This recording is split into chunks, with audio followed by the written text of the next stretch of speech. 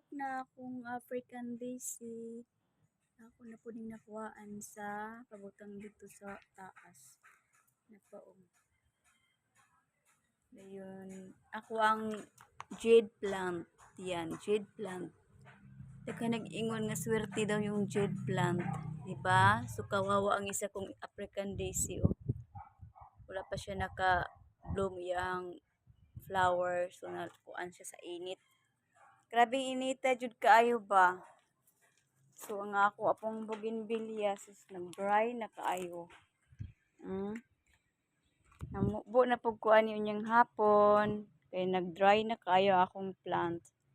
So daghan kay kuog jade plant. Oh, yan. Pangpaswerte daw yan yung jade plant. So marami akong ganyan.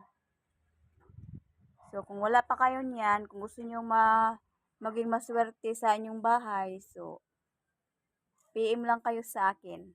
Yan. Mura lang yan. Magbenta na tayo ng mga halaman. Pero itong halaman na to, pangpaswerte talaga sa mga Chinese, di ba? Ito kasi yung favorite ng mga Chinese, yung jade plant. Pero hindi ako marunong mag-trim yan. Kawawa naman pag puputulin ko dyan ay anong mangyari. Wala na. Wala nang view. Ito, sumusulbong talaga siya. Oh, yan. Sobrang init. Nag-video ako. Yan, para lang may itong si Donya Aurora, yung kulay pink na bulaklak. O yan. Ang baba lang po ng puno na yan kasi nilagay ko siya sa kaang yung paso. Tapos kasama yung paso, nililibing ko siya para hindi, sa akin lang po yan, para hindi masyadong humahaba yung puno. Kasi itong klase na bulaklak is talagang maging puno talaga yan pag hinahayaan mong maging yung tumataas talaga sila. Pero kung gusto mo yung medyo mababa lang ito, ganito lang, maaabot mo yung mga bulaklak niya.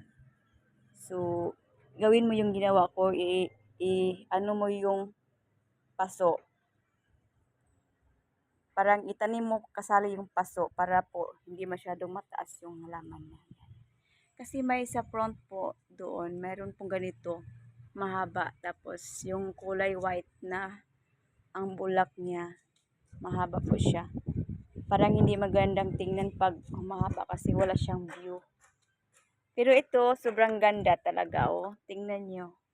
Mababa lang, tapos marami, oh. Nagbo-bloom talaga siya, di ba? O, yan. So, maganda pag tinatanim niyo kasali yung